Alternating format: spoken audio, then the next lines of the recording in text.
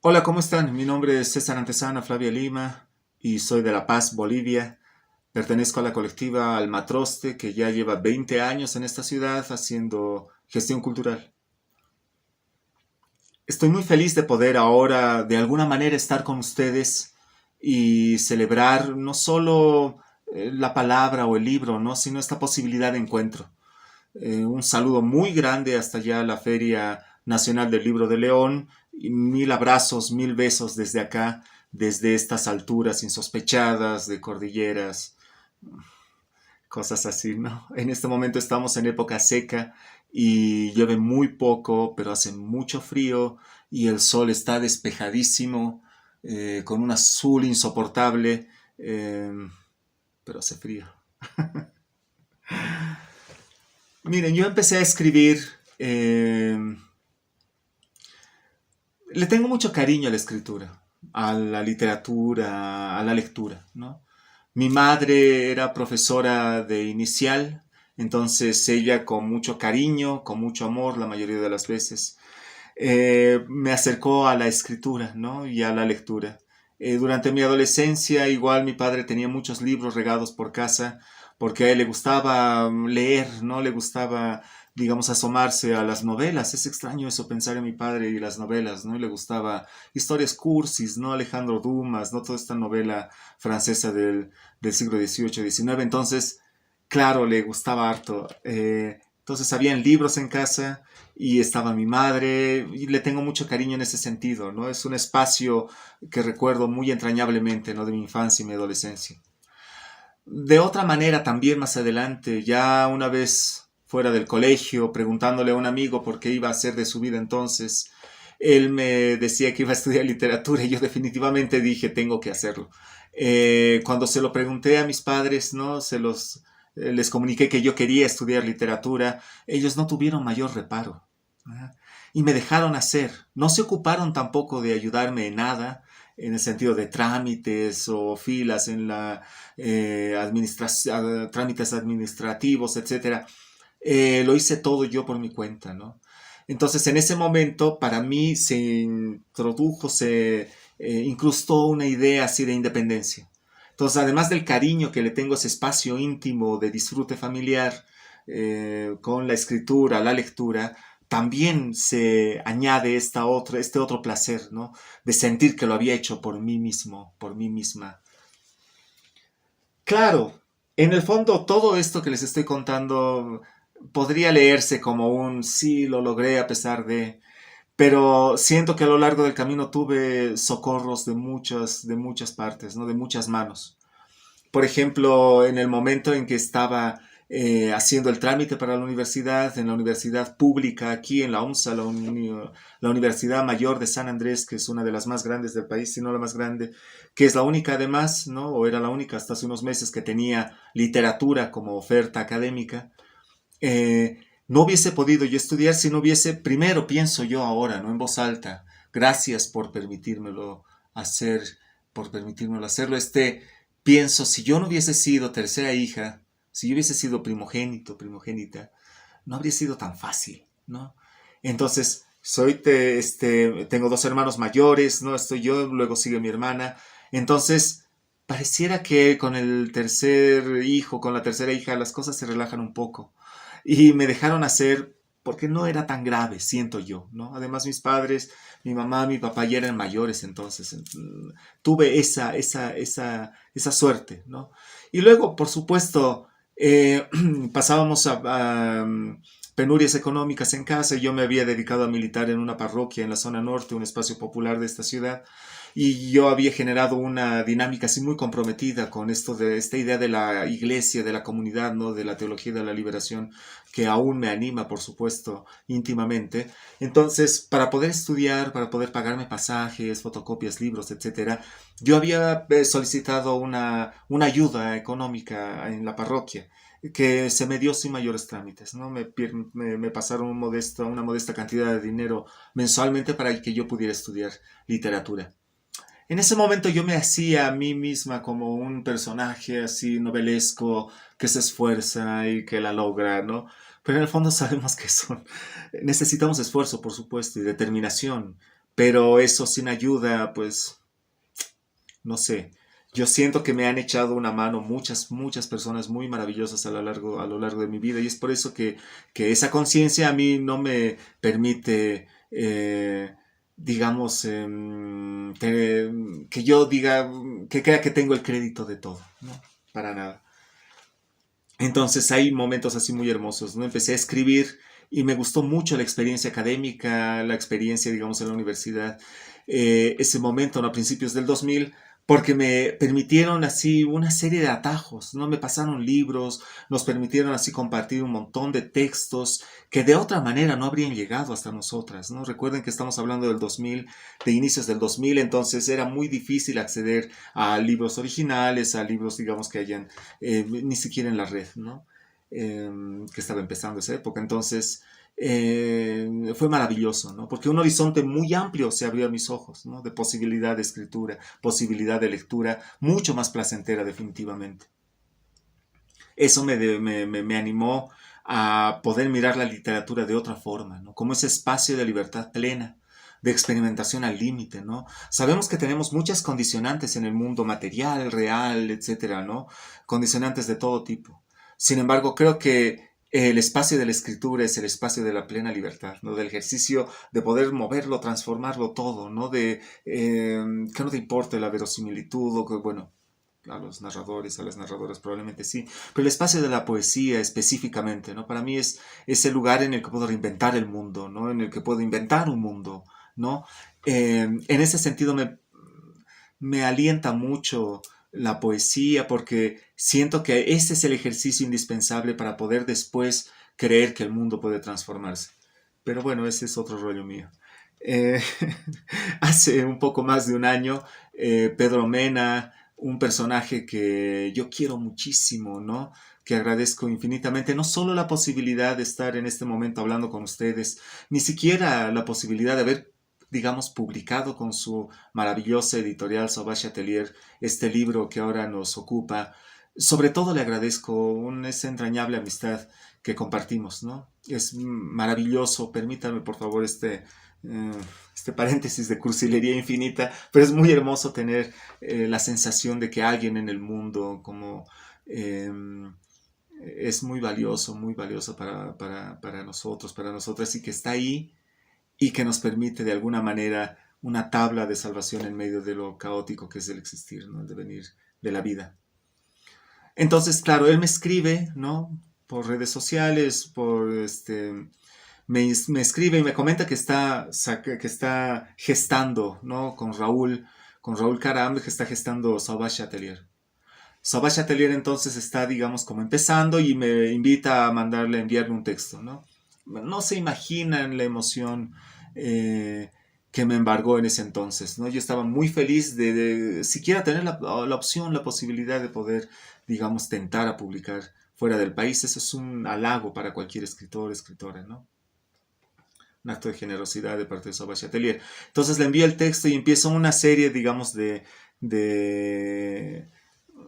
claro, es un camino, ¿no? De leer el texto, de releerlo, de las primeras diagramaciones, ver la tapa, etcétera. A pesar de lo tortuoso que suena y que sé que en algún momento se hace pesado, fue todo disfrutable para mí, ¿no? No solo porque era mi amigo y Raúl me cayó bien desde el principio, a pesar de que él fue el que empezó con los temas técnicos, eh, no solo porque fuesen mis amigos, ¿no? Sino porque en última instancia trabajar un texto, digamos, compartiéndolo con otras personas, otras miradas, es absolutamente disfrutable. No en el sentido de que todo sea así perfecto, maravilloso, ¿no? Sino en el sentido de que la experiencia misma del poner a disposición de alguien más algo como un libro de poesía, lo que sea, imaginen ustedes lo que sea, y de permitir que sea de alguna manera un trabajo colectivo, eso llena de emoción por todas partes, ¿no? Así me he sentido durante todo ese tiempo. Y fue muy, muy bello después mirar el texto, poder tocarlo luego, poder hojearlo, ¿no? Fue realmente maravilloso. Desiertos es un libro, para mí es diferente, ¿no? En mi propia, digamos, en mi propio ejercicio escritural, para mí Desiertos es distinto. Es distinto en el sentido siguiente. Yo escribo como César Antezana Flavia Lima, firmo así desde hace muchos años todo lo que escribo, ¿no? Desde ensayos hasta estos textos, digamos, literarios. Desiertos es un espacio en el que es posible que habiten más evidentemente César Antezana Flavia Lima. No quiero que piensen que es una dicotomía radical, ¿no? Es decir, que son personas totalmente distintas. En última instancia, soy yo, César Antezana Flavia Lima, ¿no? Pero creo que los nombres me funcionan a mí porque vivimos en este mundo que ya ha dicotomizado nuestra existencia, ¿no? Es decir, que ya hay dicotomías de género, ¿no? Roles de género establecidos en los que a veces hacemos un hincapié casi morboso, ¿no? Lo femenino es esto y lo masculino es esto otro y pare de contar, ¿no? Cuando en el fondo siento yo, ustedes tienen la última palabra por supuesto, todos los seres humanos, todas las personas, habitamos de forma más bien flexible estos roles tan severos de género, ¿no? De lo que hacen y son las mujeres y lo que hacen y son los hombres. En el fondo, en nuestra práctica cotidiana nos orilla a vivir de una u otra forma, ¿no? Habitando espacios más femeninos o habitando espacios más masculinos. Creo que en ese sentido la sabiduría de la praxis de las personas, la mayoría de ellas por supuesto, nos permite vivir, ¿no? Este espacio que de otro modo sería insufrible, ¿no? Sería insoportable, ¿no? Y ya lo es para muchas personas, ¿no? El hecho de que por tener haber nacido, por supuesto accidentalmente, ¿no? En la lotería de la naturaleza, le llaman algunas, con genitalidad masculina o femenina, y que eso determine de gran manera, por supuesto que es determinante, pero más allá de lo biológico, que determine nuestros roles, nuestras aficiones, nuestras creencias, nuestros afanes, etcétera. Bueno, por lo menos es un conflicto, ¿no? Por lo menos nos conflictúa. Creo que en ese sentido, César Antezana y Flavia Lima son nombres para poder habitar este espacio que normalmente genera esta dicotomía que acabo de describir. Sin embargo, también lo he dicho, César Antezana Flavia Lima soy yo. Y en Desiertos esta última aseveración es más evidente. Desiertos es un ejercicio de escritura que parte de una pregunta, ¿no? La pregunta del ¿puede nuestro cuerpo, habitando el deterioro, hacer lo que hacía antes? Esto me parece indispensable remarcarlo, ¿no? Porque hay en medio de esto esta noción de que estamos en declive, ¿no? De que estamos deteriorándonos, ¿no? Que estamos expuestos a la intemperie, de que estamos expuestos a procesos de oxidación, de que nuestros cuerpos no pueden seguir haciendo lo que hacían antes, ¿no? Y que esto se va a poner cada vez peor. Perdón por tocar este tema tan complicado, pero Desiertos es esa pregunta, ¿no? Y específicamente es una pregunta sobre el erotismo y la sexualidad. Entonces, nuestros cuerpos, habitando el deterioro, pueden seguir haciendo eróticamente, sexualmente, desde el deseo, etcétera, seguir haciendo lo mismo que hacían antes. Entonces, Desiertos es un juego, es un texto que se plantea un ejercicio masturbatorio para comprobar si nuestros cuerpos pueden seguir haciendo lo que hacían antes. Entonces, tanto César Antezana como Flavia Lima, de alguna u otra manera, habitando este cuerpo, definitivamente es un tema que les concierne. Perdón por reír un poco. Saben el tema, ¿no? La metáfora insuperable del desierto, que me parece perfecta para poder enmarcar toda esta discusión, este tema que acabo de comentarles, ¿no? Me vino de un viaje que realicé a Iquique el 2019, si no me equivoco, era antes de la pandemia. Hay un par de festivales muy hermosos en Iquique, ¿no? El norte de Chile tiene una vida cultural muy intensa y muy hermosa, ¿no? Que es fabulosa, ¿no? Está ahí el festival, hay un festival que se llama Matute, está también el Elena Cafarena, ¿no? Entonces estuve allá habitando el desierto al borde del mar. Recuerdo haber pasado en bus justo un par de horas antes de llegar a destino, un desierto en el lugar más seco del planeta, ¿cierto? Estábamos atravesándolo en bus y se veían dunas de arena a la derecha, dunas de arena por aquí, por allá. Imaginen cualquier película de ellas, ¿no? Cualquier película así que se refiera a estos paisajes. Y de pronto, en un vuelco de montaña, se abre ante nuestros ojos el mar. El mar en toda su densidad, profundidad, apabullante. Habíamos atravesado hace un minuto ese desierto y contemplamos la ciudad habitando de forma tan insoportablemente cómoda esa frontera, ¿no?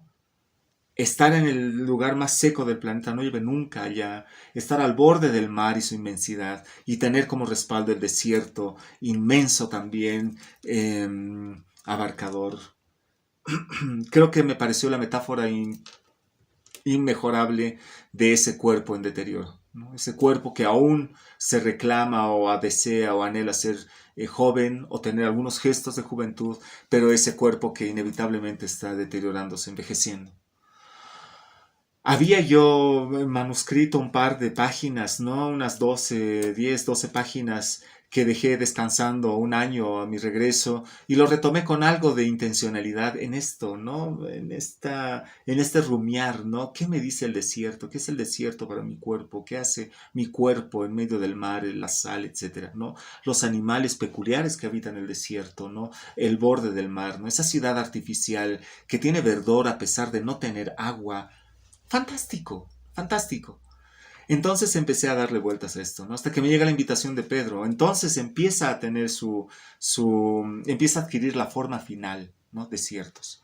En ese sentido, presentarlo luego en Chihuahua, no tuve la suerte de que Raúl Carán, Pedro Mena hicieran, qué sé yo, de trámites insoportables, de gestiones interminables allá, que pudieron generar, digamos, la posibilidad de que yo pueda visitar Chihuahua en la Feria del Libro de allá y presentar desiertos, ¿no?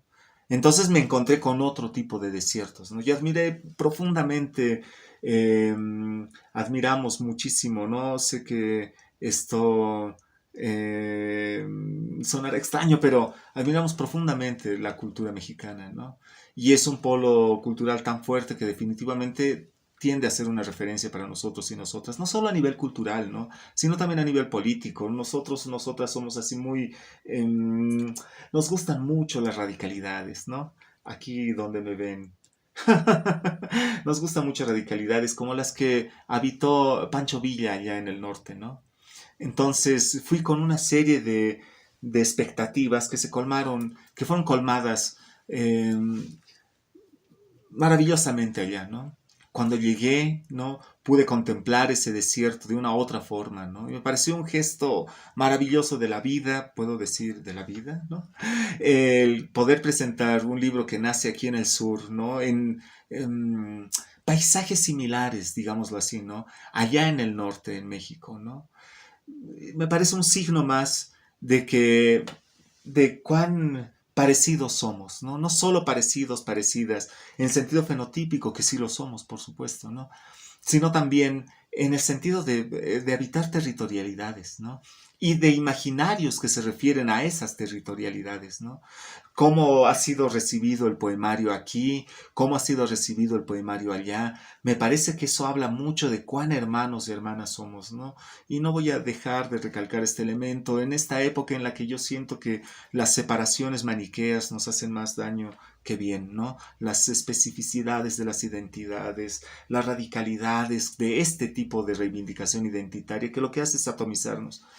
Ay, les agradezco haberme dejado decir eso, pero en ese sentido me sentí muy hermanada, ¿no?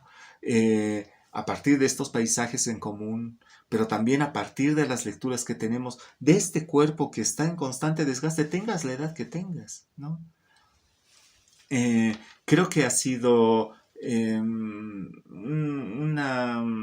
un gesto muy bello el poder eh, presentar el texto de ciertos allá en Chihuahua, ¿no? Y poder compartirlo ahora con ustedes en León. He estado también visitando León en aquella oportunidad y me ha parecido una ciudad muy hermosa, ¿no? Con mucha, no sé, con mucha fuerza, ¿no? Con unos edificios increíbles, ¿no? Y no hablo solo de los más modernos, pero debo decir que me gustan muchísimo los edificios más modernos, por supuesto.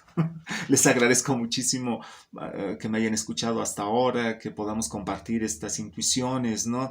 Que definitivamente no son solo mías, son de muchas personas con las que discutimos estos temas, conversamos, ¿no? Una de ellas, por supuesto, es Pedro Mena, Raúl Carano, que son grandes amantes de la literatura.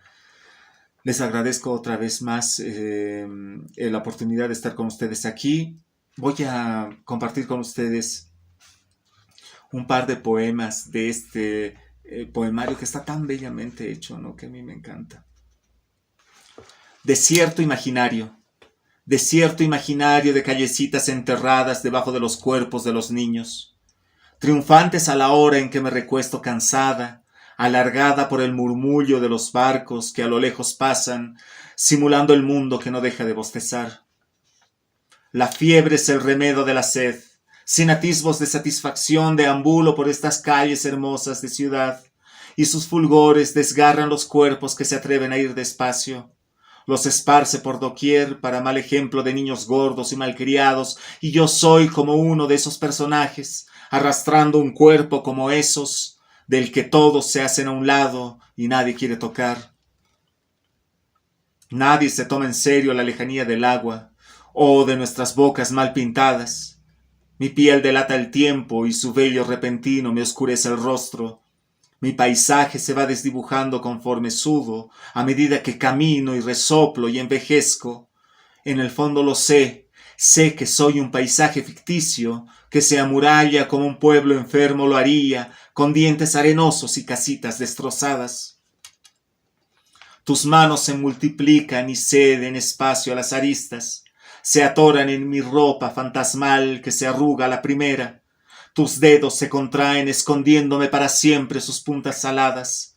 Solo espero que el semen salga y humedezca un poco mi vida atorada en esta frontera, pero no llega, porque no es tan fácil entretenerme, y porque soy inefable, y porque me has tocado, hombre sexagenario, sin siquiera desearme un poco, y estas cosas a la larga, lo sabes, se notan. El desierto asola la ciudad, y la desportilla contra el sol, la arroja a los ventarrones que la descomponen, y la abandona a la intemperie del día que lo pudre todo, lo desviste, lo deja resignada, la desborda y sosteniéndola por los cabellos amenaza con hundirla para siempre.